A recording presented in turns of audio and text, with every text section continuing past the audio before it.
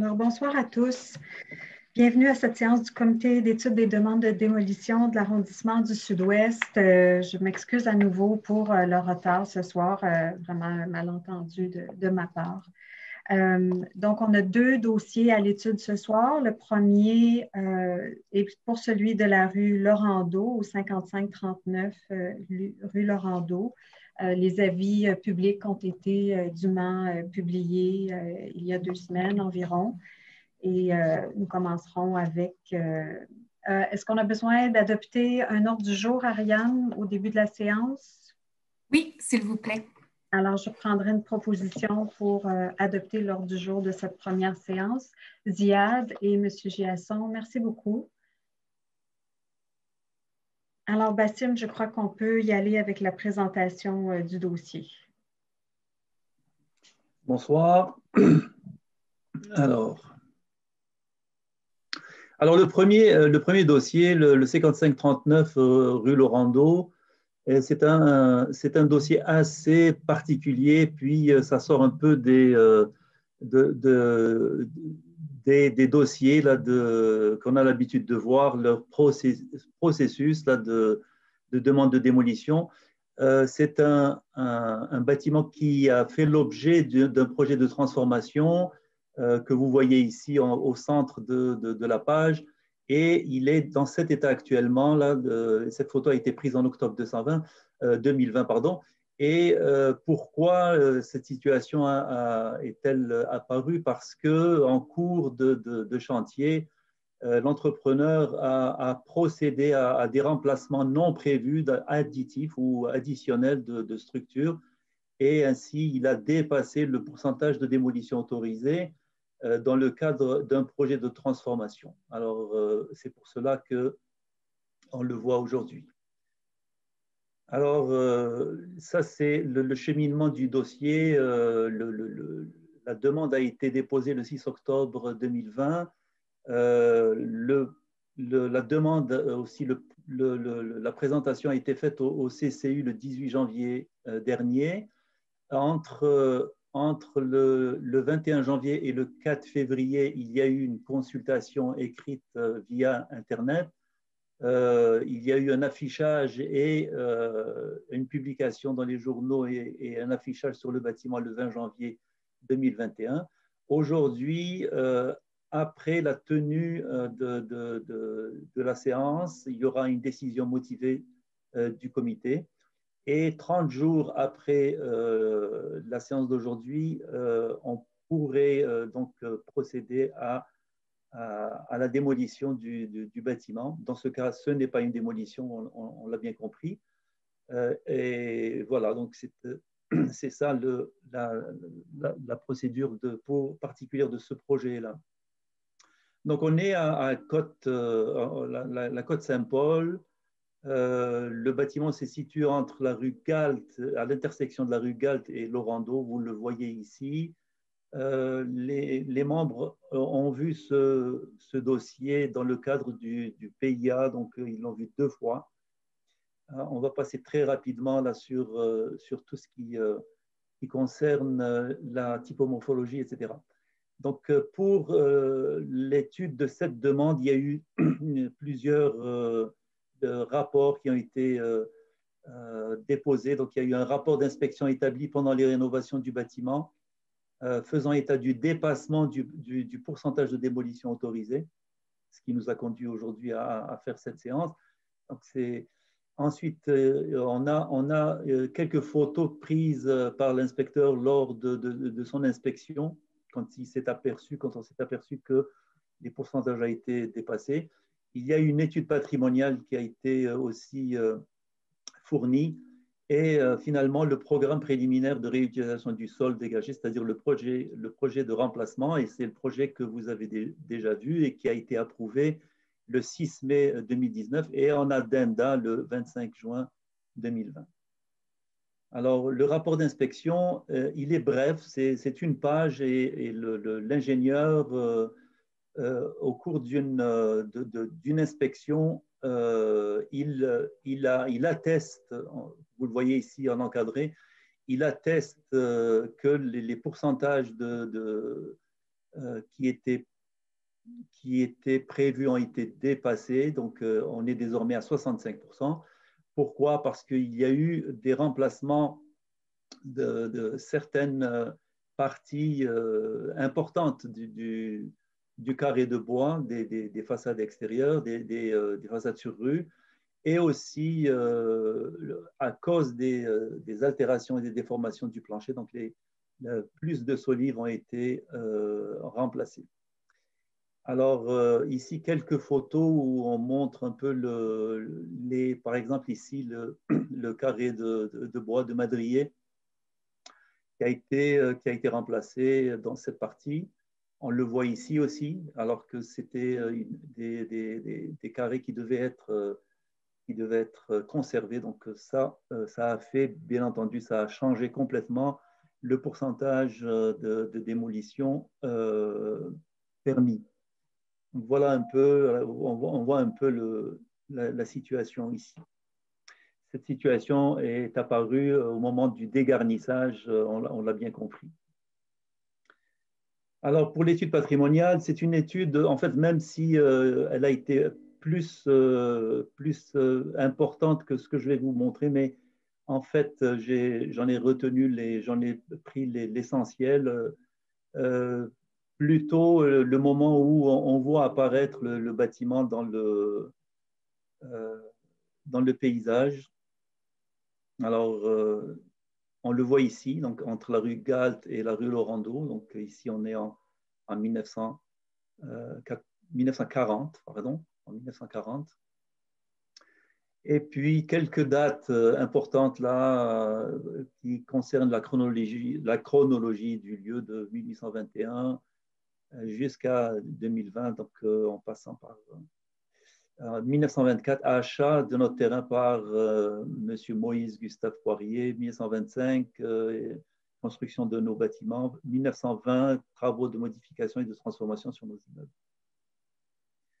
Ça, c'est le contexte, surtout le fait que ça a été fait, toutes ces maisons dans les alentours, par Joseph Moïse Gustave Poirier, qui a construit plusieurs bâtiments, des duplex et des triplex aussi.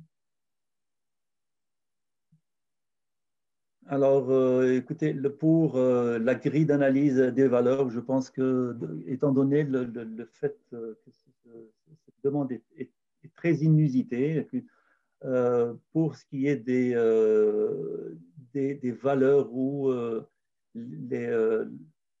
l'évaluation par valeur, donc on peut y aller très vite par rapport à la valeur symbolique relativement peu élevée. La valeur historique, valeur historique faible, là il faut considérer que le bâtiment a perdu toute son essence. Là, si son côté original, artistique ou esthétique, déjà vous l'avez vu la photo, donc pour ce qui est des valeurs architecturales, elles étaient très modestes. Et puis pour le contexte ou la valeur contextuelle, donc on peut dire, étant donné que c'est dans un contexte de développement et que le bâtiment a fait partie de l'histoire du quartier, donc il y a une certaine valeur contextuelle. Le programme préliminaire du sol dégagé, vous le voyez ici, donc c'est le projet que vous avez vous-même approuvé en 2019 et dont vous avez approuvé la modification en juin 2020. Et ceci complète donc ma présentation. Je vous remercie. Merci, Bassim, pour ces informations. On avait toute la documentation aussi là, dans le Dropbox. Avant de demander s'il y a des membres qui souhaitent poser les questions, je vais les présenter, ce que j'ai oublié de faire en début de séance. Alors, parmi les membres du comité consultatif d'urbanisme qui sont avec nous ce soir, on a M. Guy Giasson, M. Jonathan Chat, Mme Anna Rocky et M. Ziad Haddad. Je crois que j'ai fait le tour. parce que M. Chapdelaine devait être là, puis il y a eu un empêchement. Donc, est-ce qu'il y aurait des questions sur le dossier qui nous est présenté ce soir? Je vais me mettre en mode mosaïque pour voir tout le monde. Sinon, vous seriez prête à aller en délibération? Oui, J'ai des questions. Oui, en fait, je me demandais, est-ce que les modifications qui ont été faites ont été la résultante d'une structure de bois exposée trop longtemps aux intempéries? Parce que je crois que je passe souvent, en fait, de mon côté sur le rando. Puis, le bâtiment n'a pas été protégé une majeure partie de l'été. Donc, le carré de bois a été exposé. Pluie, chaleur, euh, peut-être. Donc, j'aimerais avoir un peu le retour de M. Glou par rapport à ça. Ah, votre microphone est peut-être fermé, je crois. Est-ce que vous m'entendez? Non, j'étais là sur place jeudi matin pour répondre à des questions à propos des séparations coupe-feu. L'entrepreneur m'a posé des questions à propos du mur, mais ça nous a pas... Écoute, le gros bois était en place, le mur intérieur, les 2x4 intérieurs étaient en place. Et dans un coin du bâtiment, du mur extérieur, le bois avait bombé, mais c'était réparable. Et donc, pour nous, l'équipe, c'est-à-dire l'ingénieur structural et moi, on avait entre jeudi matin et lundi matin, l'entrepreneur avait démoli le gros bois puis l'avait remplacé en 3 jours avec des 2x6 dans un geste pas considéré inattendu. Son explication était, puis en fait, c'est vrai. Une des raisons que j'étais là jeudi matin, c'était parce que le béton du mur de fondation était friable. C'est une mur de béton qui date depuis la construction originale en 25. Il y a des gros pierres là-dedans, un vieux béton avec un matrice doutable, on pourrait se dire, puis il a commencé à effriter vers le haut du mur.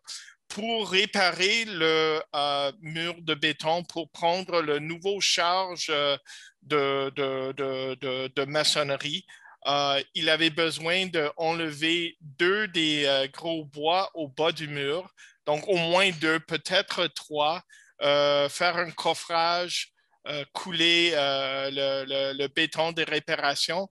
Tous ces genres de travaux étaient à l'intérieur du permis déjà octroyé et il aurait dû remplacer les madriers.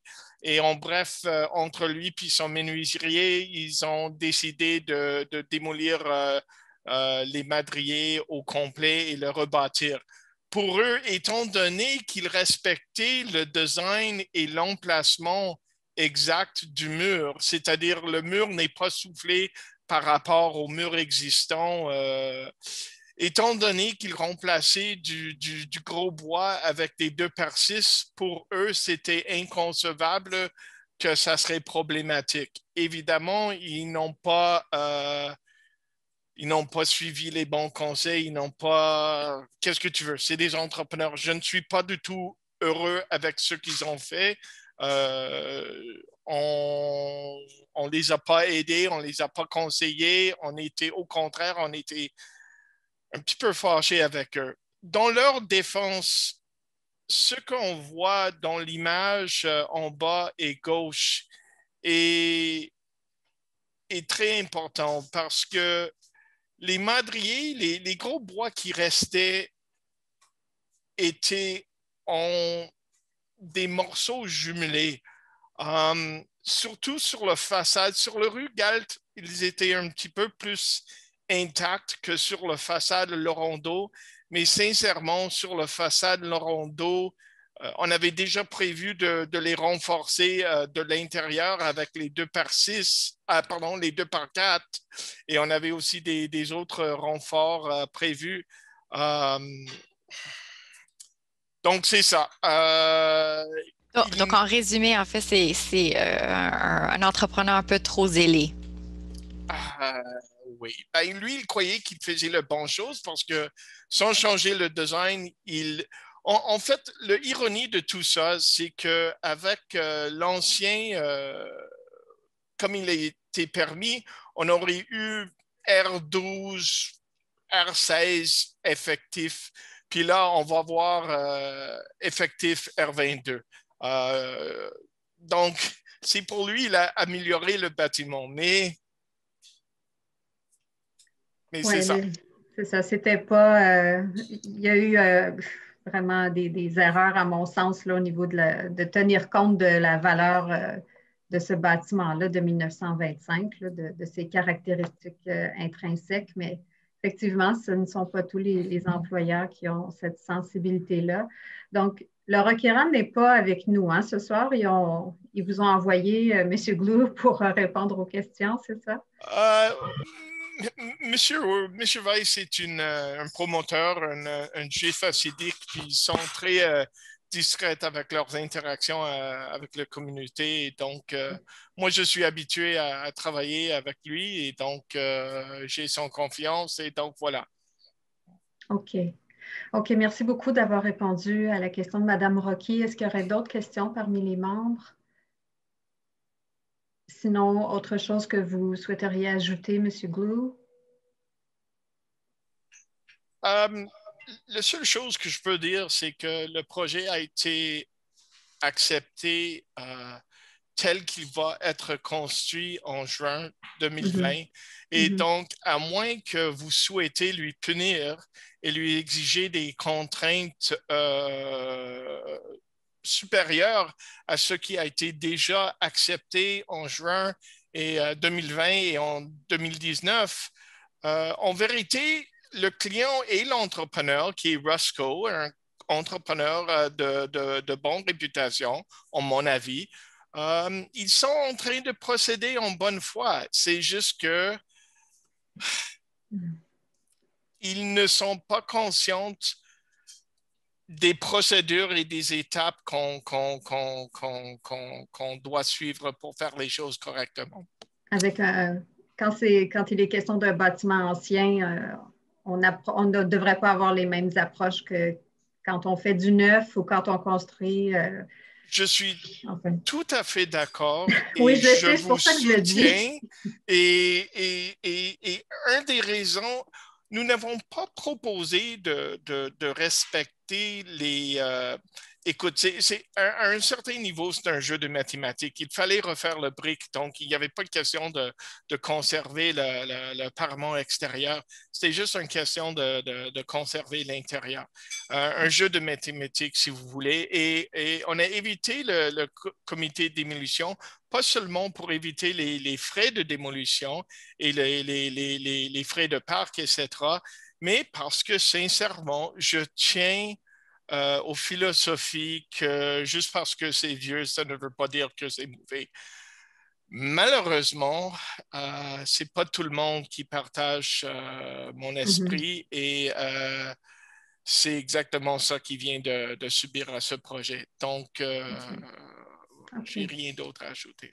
Est-ce que vous diriez que s'il y avait eu des percées exploratoires plus approfondies au début du projet, qu'on aurait pu éviter cette situation? Non, je ne pense pas. Mais il faut dire que le bâtiment est un bâtiment de logement à revenus. Il était occupé avant que les démolitions ont été entreprises. Je pense que le dernier occupant a vidé oui, c'est ça, a vidé et déménagé à peu près 3 mois avant le début des transformations. On savait que c'était du gros bois.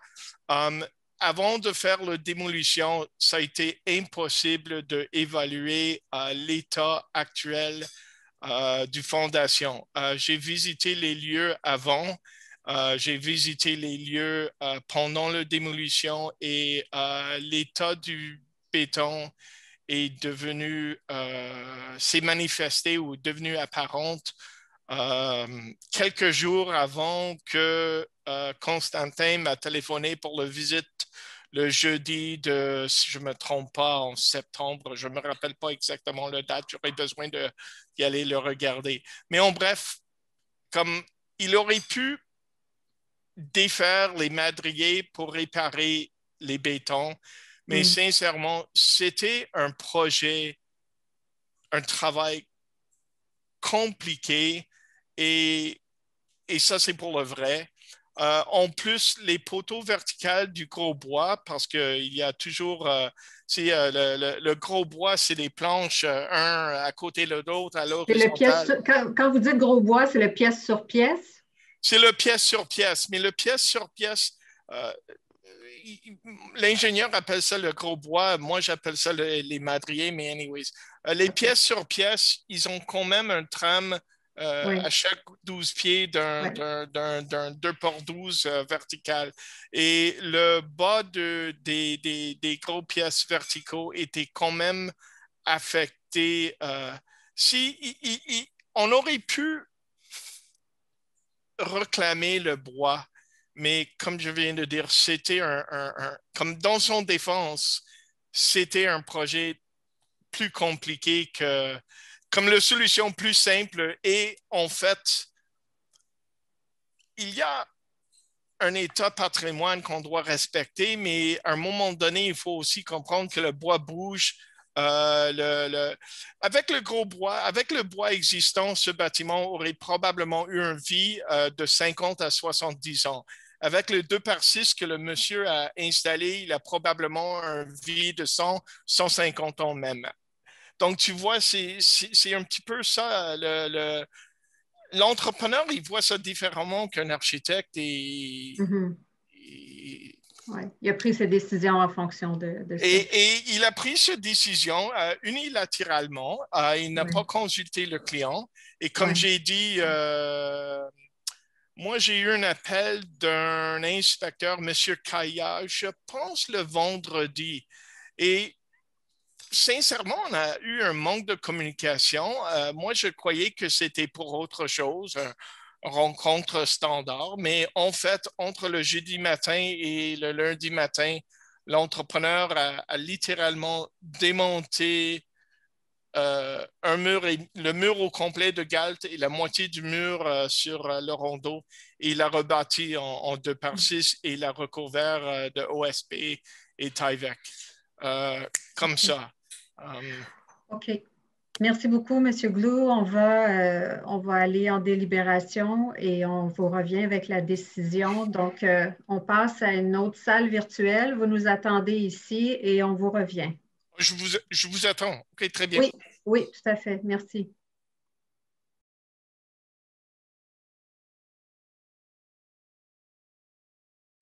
Alors, bonsoir, nous sommes de retour. J'attends le projet de résolution là, par courriel pour en faire la lecture dans quelques instants. Alors, j'y vais avec la lecture de la résolution qui va entériner la décision de ce soir pour le 5539 rue Laurando.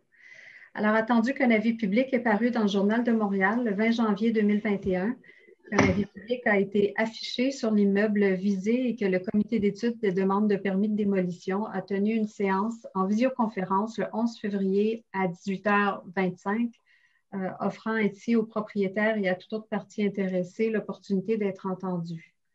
Attendu qu'une consultation écrite s'est tenue du 21 janvier au 4 février 2021, permettant à toute personne intéressée de se faire entendre conformément aux arrêtés ministériels en vigueur. Attendu que le rapport de la consultation écrite a été transmis à l'ensemble des membres du comité d'études des demandes de démolition, attendu que le requérant a acquitté les frais requis en vertu du règlement régissant la démolition d'immeubles de l'arrondissement et qu'il a rempli les conditions qui y sont édictées. Attendu que la demande d'études de démolition a été évaluée en fonction des critères prévus par la réglementation sur les démolitions. Attendu que le bâtiment a initialement fait l'objet d'un projet de transformation approuvé en vertu d'une résolution du conseil d'arrondissement. Attendu que durant les travaux de transformation de ce bâtiment centenaire, le projet a fait l'objet d'un arrêt de chantier. Attendu que le pourcentage de démolition de la structure autorisée au permis de transformation a été dépassé et que cet état de fait a été confirmé par un rapport d'ingénieur. Attendu qu'aucune opposition écrite n'a été signifiée au secrétaire d'arrondissement dans les délais prescrits, il est résolu d'accorder le permis de démolition pour l'immeuble situé au 5539 rue Laurando, tel qu'indiqué au plan soumis dans la demande de démolition. En commentaire, le comité déplore que lors du chantier, des décisions mal avisées aient mené à ce qui est maintenant considéré comme une démolition du bâtiment au sens du règlement régissant la démolition des immeubles. La résolution a été dûment proposée et appuyée, a été adoptée à l'unanimité. Alors voilà, ça met fin à... Alors, je crois qu'il me restait juste à prendre une proposition pour lever la séance. Monsieur Giasson et Jonathan qui appuient.